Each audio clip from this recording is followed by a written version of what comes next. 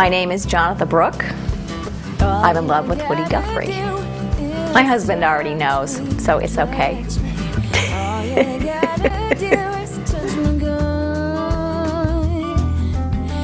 I called this record The Works because there's a really key page in a Woody Guthrie book. It's called Artworks, actually. This page in there that just really struck me. It's page 194, and it's the key to Woody, I think, and it's what inspired me to call the album The Works. And he says on this page, and there's paint everywhere, and it's this vivid sort of purples and reds and dark sparkly colors, but it says, I fully aim to get my soul known again as the maniac, the saint, the sinner, the drinker, the thinker, the queer. I am the works, the whole works, and it's not till you've called me all of these names that I feel satisfied. I thought, well, that's the guy. That's everything. It's right there in that one page. One of the first songs Nora showed me was All You Gotta Do Is Touch Me, which is love and sex. So, of course I called Keb Mo. The summer, roll the top down, romp, hang out with Keb Mo and Jonatha Brooke and get a little jiggy.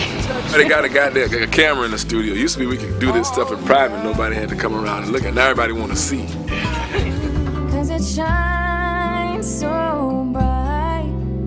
It's my new star in heaven tonight. New Star, one of the first songs I found in the archives, and it just broke my heart and just made me imagine what it must have been like to check yourself into the hospital. You're struggling with Huntington's disease. You know your mother died of this same thing, that you're losing control of your body, but your mind is still working feverishly. And he's just scribbling this thing down. It's 1954, Brooklyn State Hospital. When I'm gone, I'll shine bright for you, my new star in heaven tonight.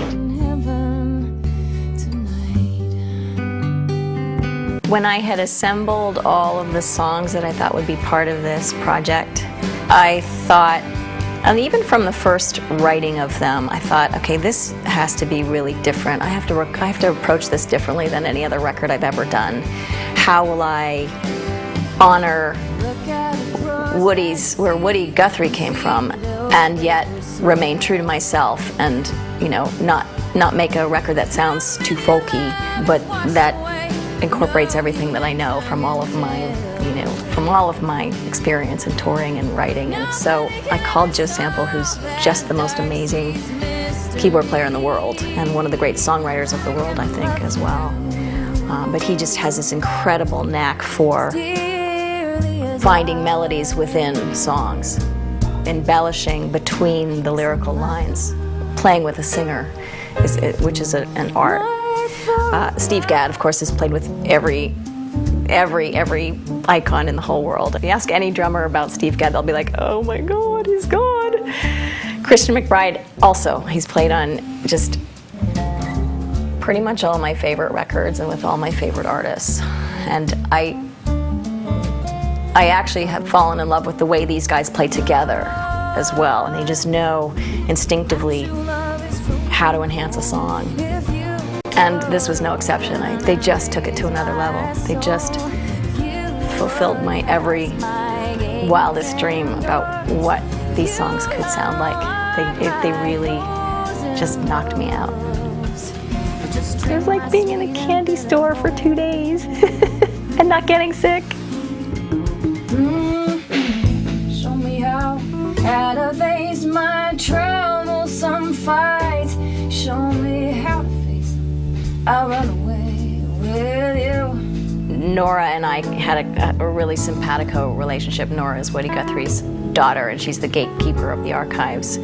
And I had this inkling when I was first in there finding these first couple of songs that it was going to go a lot deeper than just this benefit concert. It's life teaching. It's not just like, oh, that's a cool lyric he wrote in '54. That's a very important teaching that he put into a lyric that you bring to life.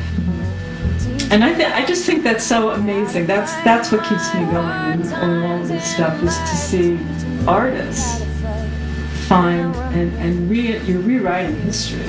I think that's another thing that Nora really was key in helping me do, was to really give me the free reign of the archives and say, find what it is that you find. Because she told me everyone that comes in there really finds themselves. And that's such a great little gem of a truth, really, to it. There's so much Woody, there's so many facets, so many personalities in that guy, that whoever comes in and looks through the archives will find themselves somewhere, or find a version of themselves, or something that really speaks to them very personally. And I